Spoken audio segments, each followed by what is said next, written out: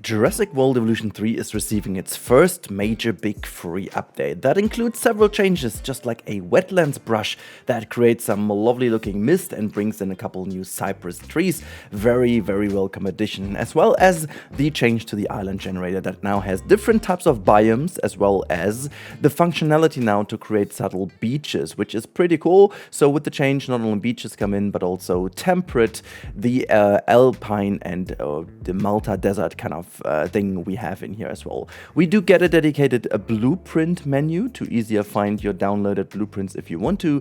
Finally, a copy-paste functionality for pathing. Oh boy, that is a very welcome one indeed.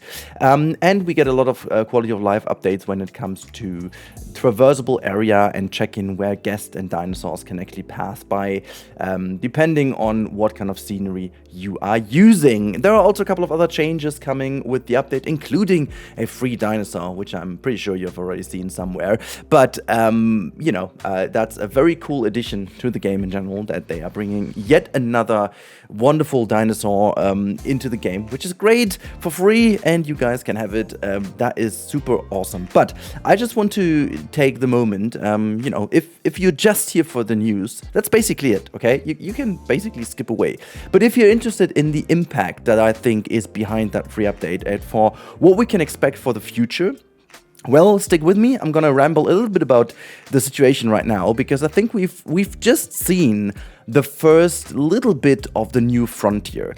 And what do I mean by that? I mean, if you're just into Jurassic, you may have missed on that, but if you're into the frontier games or just like park builder games, you may have noticed that I made a video about the upcoming update 8 on Planet Coaster 2, which, don't be fooled, is not like we've not been 2 or 3 years in. It's just update 8 because they've been a busy year for the Planet game. So it is 1 year ago that the game launched, and we are already in the big update 8, which was a massive one. Now, pair that with a quite substantial one here with Jurassic World Evolution 3 and the fact they're going to release another park builder game next year, I think we are in for a treat, and that means we are in for some constant updates. But also, it should take away the fear that Frontier could have too little staff or too little resources to, deliver on all games. You can now see there is a substantial update on Planet Coaster 2, and there is a substantial update on Jurassic World Evolution 3, as well as, hopefully, the ongoing work on the upcoming game for next year. So that means they have it very well under control, and we can see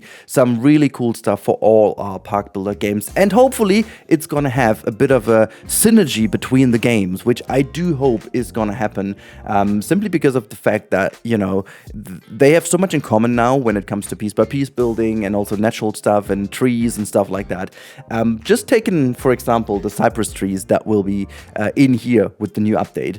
Why not have them in a future Planet Coaster update as well? Or maybe Planet Zoo 2? It doesn't even matter. I really do hope that they do this, because it actually would suit the franchises and also would suit the Frontier games and also make us all happy. But then again, I also want to talk about this specific Jurassic World Evolution 3 update. I do believe, even though it doesn't look massive, it's really in the right direction, because don't, be fooled by maybe the amount of stuff in. The game is just out for like 2 months, okay?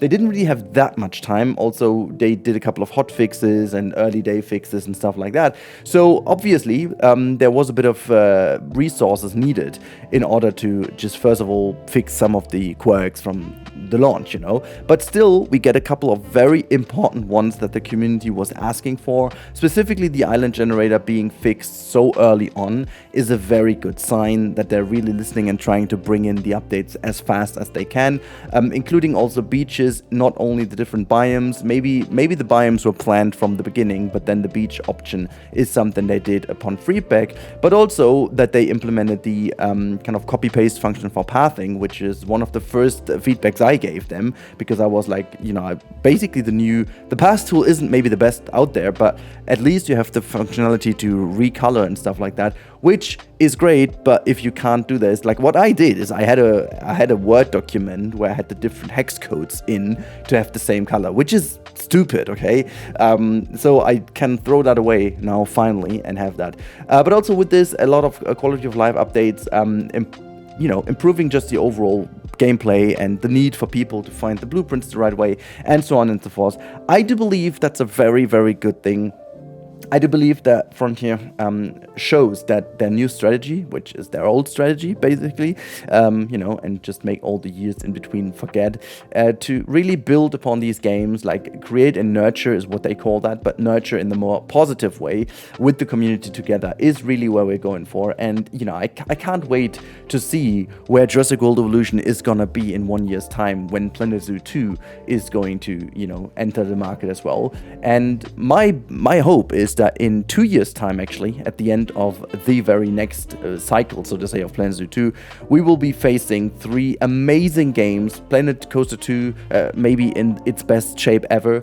Planet Zoo, well, getting over the launch and having some very early on stuff, and Jurassic World Evolution 3 on the, you know, 2-year streak, so to say, where this could be going. And also, obviously, there might be a new Jurassic movie on the way as well. So a lot of things that could really play into it and make it a very, very, very good situation for all of us, whether you like coasters, whether you like dinosaurs, park builders, whatnot.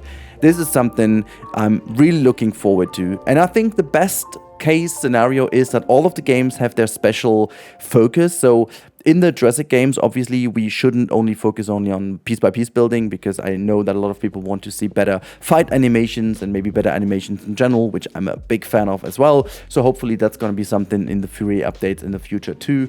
But yeah, just in general, this update makes me super hopeful and super positive. I honestly didn't expect that big of an update anyways, because of the short time frame in between. I'm very much more hyped for the early 2026 update, which should be somewhere around spring.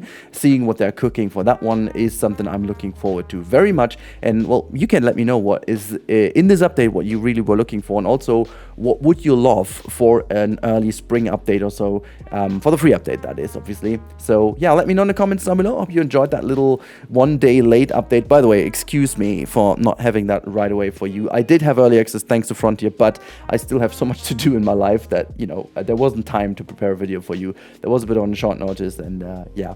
Hopefully there is a bit more in-time communication from my side for everything upcoming, because there is some stuff upcoming. Little hint, little spoiler. As you know, there is like that footstep and more. So, who knows? I'll talk to you in the next one. Make sure to be subscribed to not miss out on that one. And I'll talk to you when it's ready. Until then, have a good one and bye.